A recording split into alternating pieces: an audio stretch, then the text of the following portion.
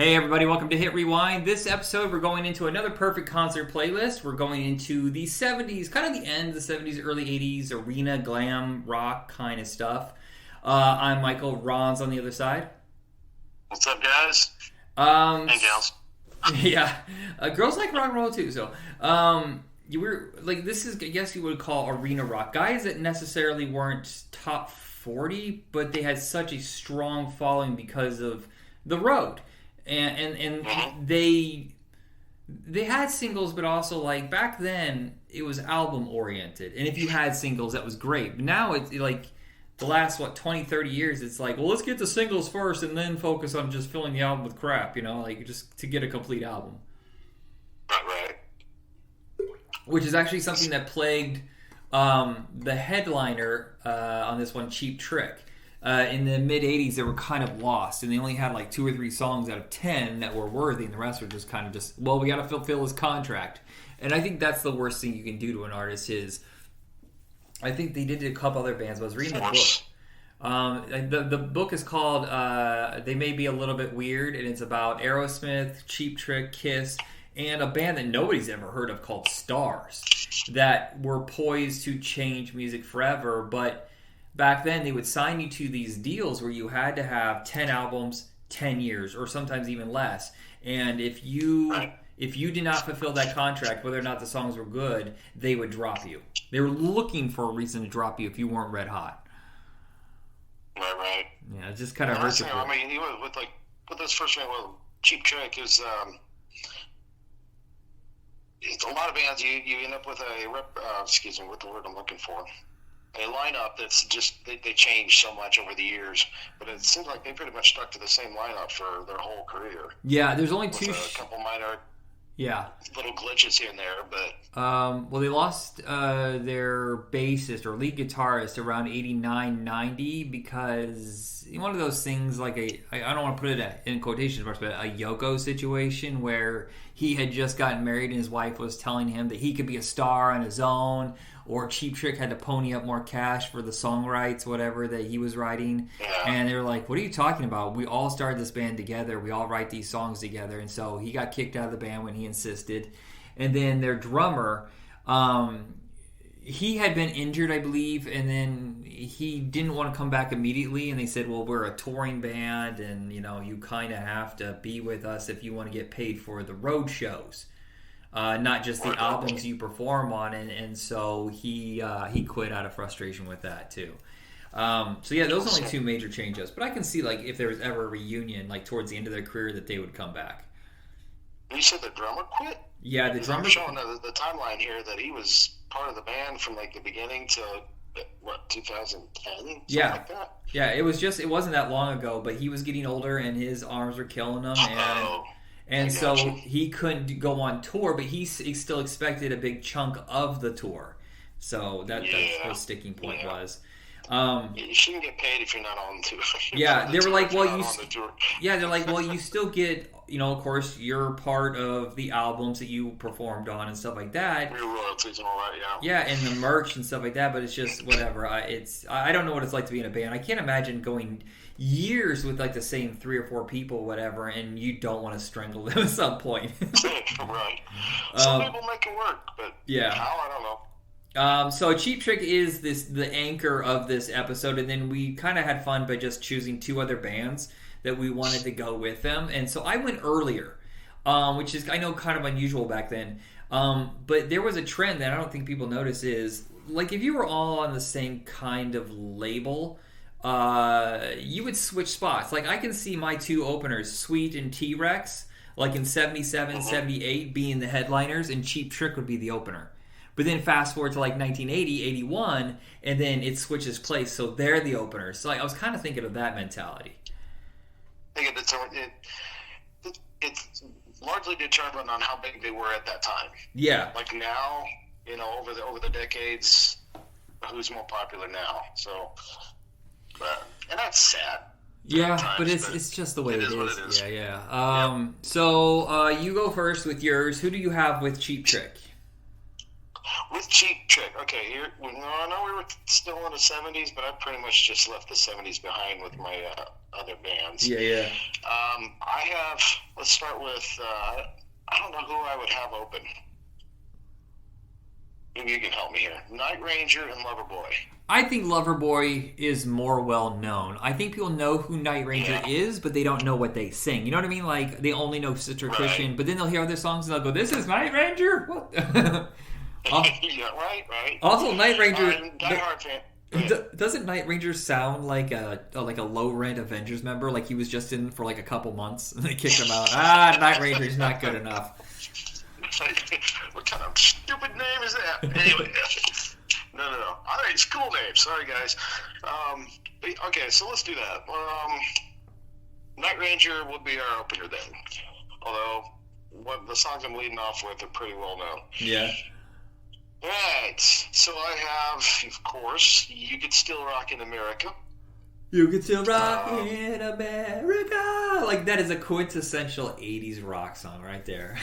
It is. And one of my favorite movies from the 80s, The Secret of My Success. And I had no idea the song was their song. I just heard it 2 days ago. I had no idea that they were involved with it at all. And this is kind of the end when they're getting...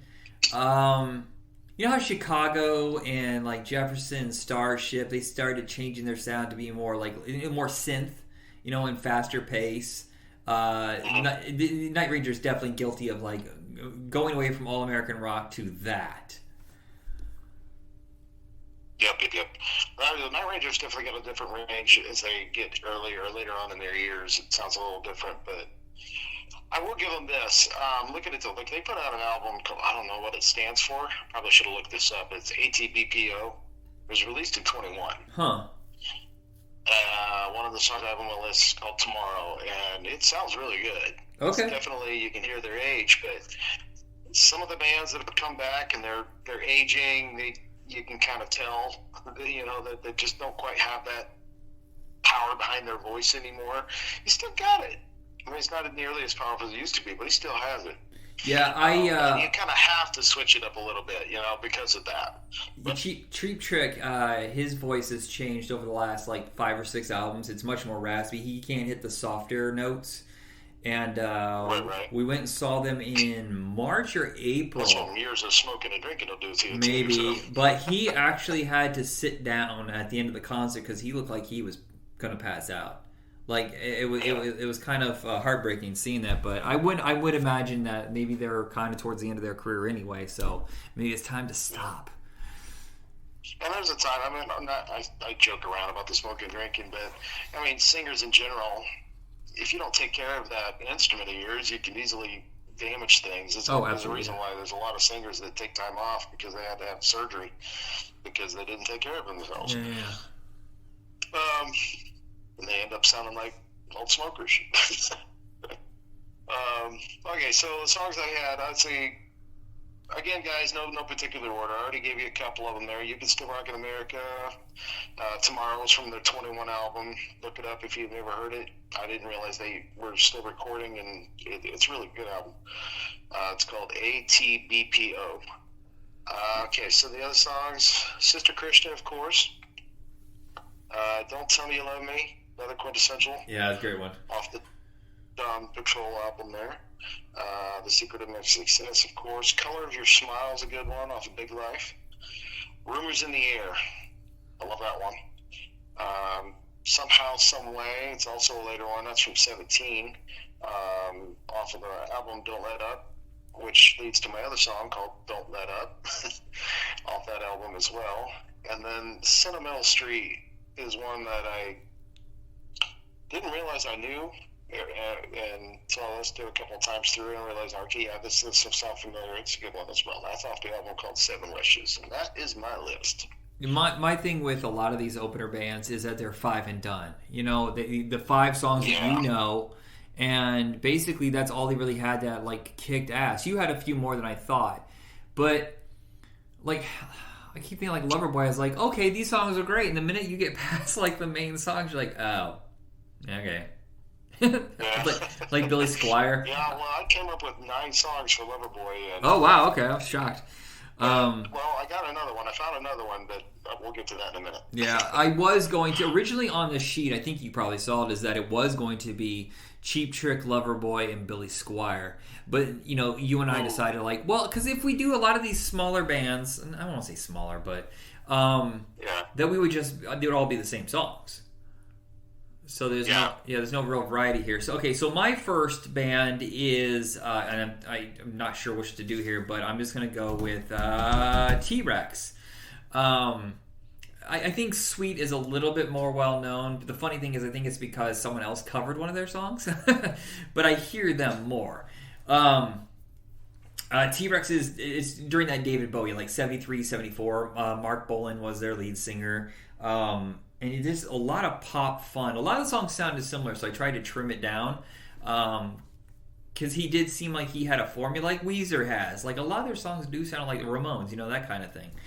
All right, so I'm starting off with probably their most well-known song, and probably because it was covered in the mid-'80s by the Power Station. And it's called Bang a Gong. 20th Century Boy is next. Hot Love. That's not one of their big singles, but I really like it. Jeepster. Not known at the time, but it was on the soundtrack for Quentin Tarantino's Death Proof, and it is so much fun. It's just a big bouncy song. And then I don't think this was a single, but it was really good. It's like their version of a Beatles song, and it's Children of the Revolution, and it's absolutely fantastic. And that's my 5. Yeah, okay. Now, getting to Bang a Gong, isn't it called Get It On? Bang a Gong, Get It On. No, on the album. Well, I think later, I think when Power Station released it, they did have Get It On in parentheses. Oh, okay. All right. I think there was what? Are they kind of similar to the Beatles type of era? I'm seeing people compare them to the Beatles for some albums. No, I just think that one song is them trying to aspire to a Beatles epic sound. You should check it out. I'm sorry. Comparable. Their popularity was comparable. Sorry, my bad. No, what I'm saying is this one song, Children of the Revolution, I could see Mark Bolan saying, let's write something that's more than just glam pop rock. Let's make an epic song that means more, whatever. And the flow of it, the way it's designed, feels late Beatles, Magical Mystery Tour and stuff like that. Their acid era sound. Okay. All right. So Loverboy. I'm not calling you Loverboy, by the way. Loverboy. What do you tell your Loverboy? Oh no, we're not doing Dirty Dancing. All right. Okay, so Loverboy, I have again probably all the big ones that most people know. The Kid Is Hot Tonight. Loving every minute of it. Turn Me Loose, absolutely love it. I'm Working for the Weekend is probably my favorite song right now. Okay, look, I like 90% of the song, but there's a line in there that makes me so mad that I can't enjoy the song. It's juvenile of me, and I think I've told you, I hate the fact that he goes, let's start at the start. And every time he says that, I go, where else are you going to do that? Huh? Where? What a lazy lyric. He goes, let's go to the start. See, it's so easy. Just say go to the start. Not start at the start. That line is a big fart. Come on. All right, keep going. Sorry. Oh, my gosh. Lucky Ones. Don't Let Go. What Makes You So Special? This one's actually later on. There's 2 of them here. Doing It the Hard Way, What Makes You So Special, off of 2014 album, Unfinished Business. Okay. Another album that's not that bad. It's pretty good. Stop the Rain.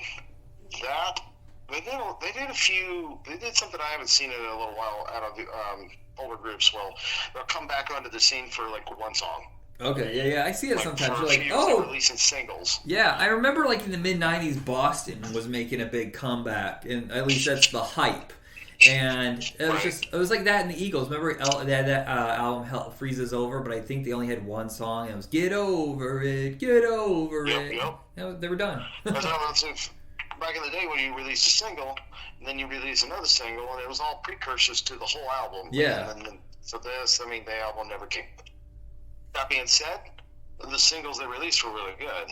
Stop the Rain's is one of those. And then I was able to find a 10th song that I forgot that they sing. It's a little bit out of the genre feel, if you will, out of these other songs, but it's Heaven in Your Eyes off the Top Gun soundtrack. Oh, okay. God, I forgot to even sing that. And I know that soundtrack like the back of my hand. Speaking of Top Gun, Cheap Trick, our headliner, has a really kick-ass song on that soundtrack. Yeah. All right, so look, I went crazy with my Cheap Trick because they're one of my top 5 bands. So you better. Oh wait, no, I'm next. I'm sorry, I forgot. You next. My fault. Sweet is the next one. Look, there's a song that Sweet does that I should have added here, but I ran out of room. But I'm gonna say screw it. My second song is gonna be a combo. So Fox on the Run. Come on, what a great song. I didn't even know it was like them. Here's the interesting thing about Sweet is that the voice changes so much that it's hard to pin down their sound, and I think that might have hurt them. Did their lead singer change, or no? It's just maybe they had 2 singers. I don't know, but like if you listen to "Love Is Like Oxygen," that doesn't sound anything like Sweet. That sounds like a Todd Rundgren song, it's totally different, like Ballroom Blitz. But Fox on the Run is my opener, and look, I was tortured on the second song. I went with Wig Wham Bam, but I'm going to put a slash and make it a hybrid song. Like they do half of that song, and then they go into Little Willie. Little Willie's such a great song. Now here's one. This is much later. This is like early. I think it's 82 or 84. They did a song called "60s Man," and it reflects back on their parents, and it has a synth in it. And it's just really good throwback synth. It's a Moog, I believe, is what they use, and it's a really great one. It sounds completely different than anything else they've ever done. And then Teenage Rampage. And then that leads right into their biggest song, which most people know from Wayne's World because Tia Carrere sang Ballroom Blitz and introduced the song to a whole new generation. And that is my Sweet. I'll tell you. What's that? Ballroom Blitz. When I realized that the Sweet sang that song, yeah, because I knew that they sang. Okay, you said Little Willie. Does that one even on your list? Yeah, that's the one I was saying. Wig Wham Bam. I'm going to combine it with Little Willie. Okay, so Little Willie is one of the songs that Mom has the 45 up. Mom loves this band, or at least that song. Yeah. I don't know 100% whether it's the whole band or not, but that's how I know who the Sweet is, Little Willie. Yeah. And when I found out they sang Ballroom Blitz, I'm like, well, this is not the same band. No, right? I think that's what hurt them is that they didn't have a signature sound. Right. Anyway, sorry. And I almost added Slade to this. We talked about it because Slade and Sweet are kind of similar, but I was like, well, I think Sweet is the only one that's going to be able to fill out at least 5 songs. I don't know about Slade. So, all right, let's go with your Cheap Trick list. Cheap Trick. All right, I'm sorry if I'm stepping on your toes on this one. No, you're good. I go chronologically for the most, and I don't remember the albums the way you do. Which is weird because you think I would. But go ahead with your list. Well, I know albums because I look it up before I do this podcast, so I cheat a little, man. Okay, so I was this list years old when I realized that the song "Hello There" was theirs. Yeah. And this is the intro to Rock Band 2, which we play the crap out of. Oh, okay, all right. Okay, so Hello There, I think I would open with that. I was going to open up with their old opener, Hello Kitties, and then Hello There, saw Hello There, and I'm like, no, we gotta lead with that, and we're going to put Hello Kitties in here, we have to. So that's my number 2. I Want You to Want Me, of course. Mighty Wings has got to be the song you're talking about. Hell yeah. Off Top Gun. How is that not a single? When I was a kid, that was like the biggest song because you listen to that soundtrack so often, and I looked, it wasn't even released as a single. And everything from that album was, right? It's insane. This song is the kind of song when you pop it in your CD player, you better be careful with your accelerator because you're going to get in trouble. Honestly, most of that soundtrack will do that to you. Yeah. Which is the point, I guess. Surrender. Smile from the latest. That's pretty late, actually. That's from 2009. Dream Police I absolutely love this one. Yeah, it's great. Reach Out. This is off the heavy metal soundtrack. Oh my god, what a good soundtrack. What a terrible movie. When you were 13, you thought it was the greatest movie in the world. As an adult, you're like, no, this is not good. This is not good. But the music kicked ass. God, anyway, so I'm sorry. Yeah, you did.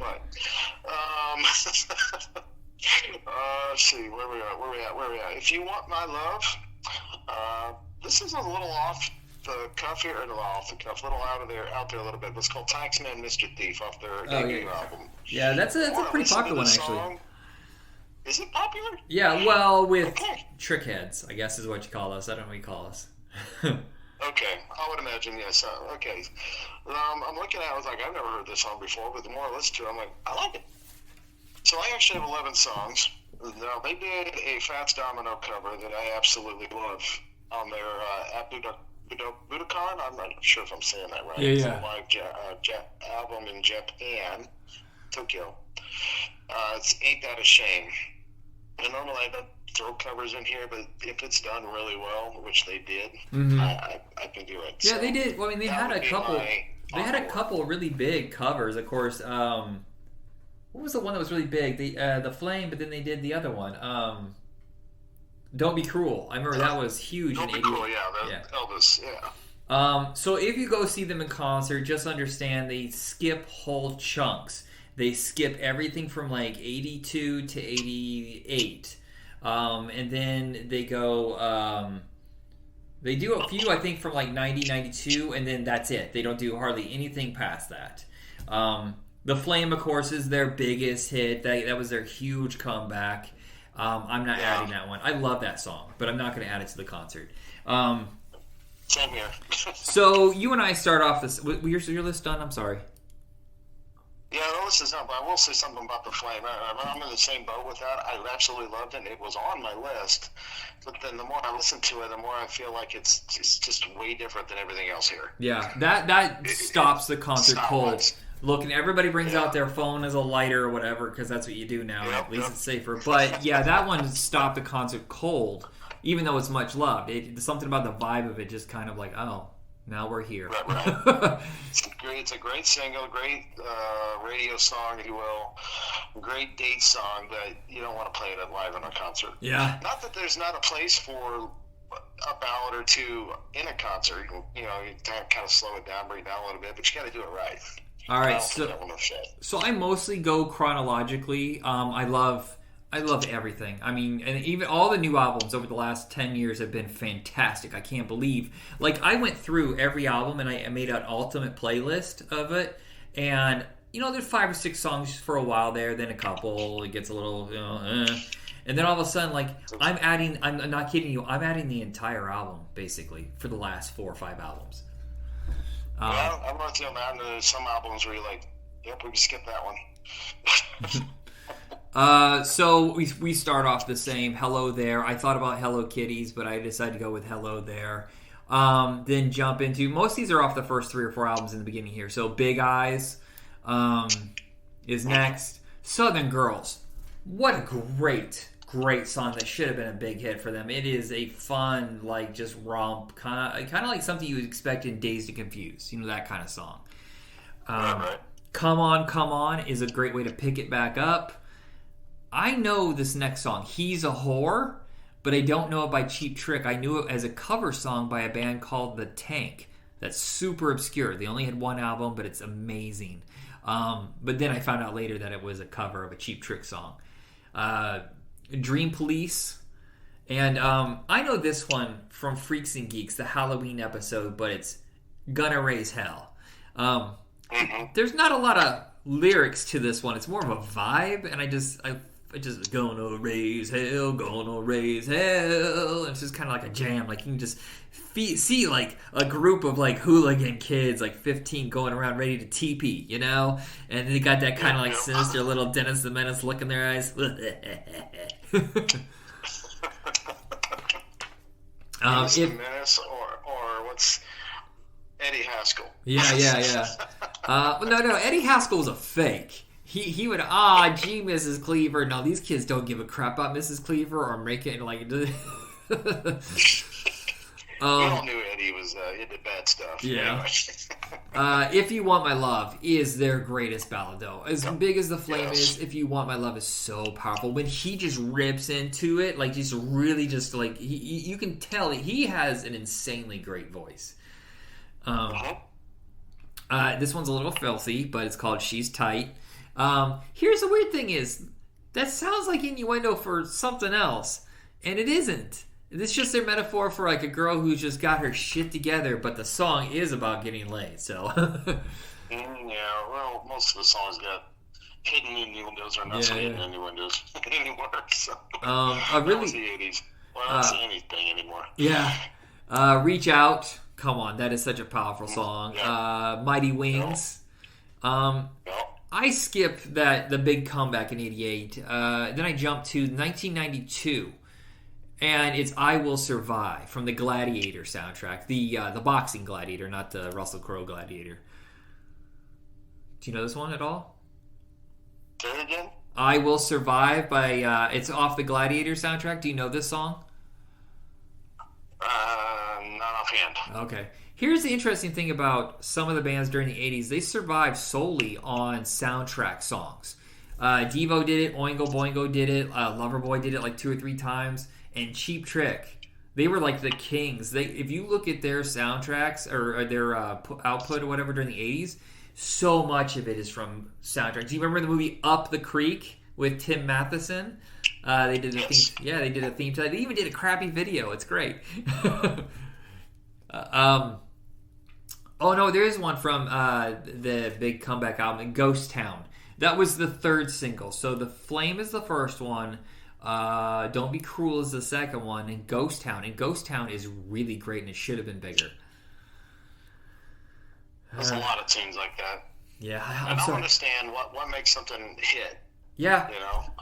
I don't know. Maybe sometimes it's exhaustion too. Like The Flame and Don't Be Cruel played nonstop on radio and VH1, and I think maybe people were just sick of Cheap Trick at that point. I don't know. Right. And then we jump to 1994 for My Gang, which is a really cool like don't mess with my. It goes really well with Gonna Raise Hell. It's that kind of like just a bunch of hooligans hanging out at the gas station trying to get some smokes from adults. And I think it's off the same album, but it's You're All I Want to Do with My Time. Oddly enough, not dirty. Just he wants to be with his girl. And so these are all the later ones. When the Lights Are Out, fantastic. When I Wake Up Tomorrow is really them reckoning with the next stage and maybe the final stage of their career. And I think it's their last videos from like 10 years ago. It's really good.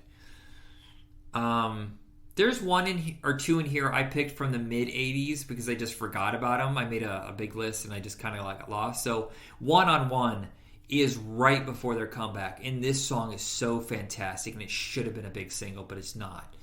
And then the next one is Standing on the Edge, and that's them kind of dealing with like, where is our career going? Are we now a greatest hits band? Are we done? Or can we get our crap together and rally the troops and the fans to make us relevant again? And the last song is Auf Wiedersehen. Good night. That's a good way to end the show. I have never done a list that long, unbroken, so I apologize if it seemed tedious and long-winded. No, you're good. All right. Woof. All right, so that's the end of this episode. What is our next one, Ron? That's a long concert. What's that? And that's a long concert. Yes, it is. If you do go see them live, they do give you your money's worth, though. They did perform for 2 hours, and they do a 3-song encore, but you could tell he was getting kind of pooped. right. Yeah. Most of them do at some point. Yeah, our next one is another guy that I'm gonna see this year that I'm trying. It has to be ending soon, and that's Alice Cooper. Yep. And His career, I don't know. I think he'll be still kicking it in the grave. So yeah, so he's going to be the anchor for our next episode, and I picked two bands. I don't know if you're going with two bands. You're not sure yet. I'm not sure yet. We're feeling this one out. Alrighty. That is it, everybody. You have a good night. All right, have a good one, guys.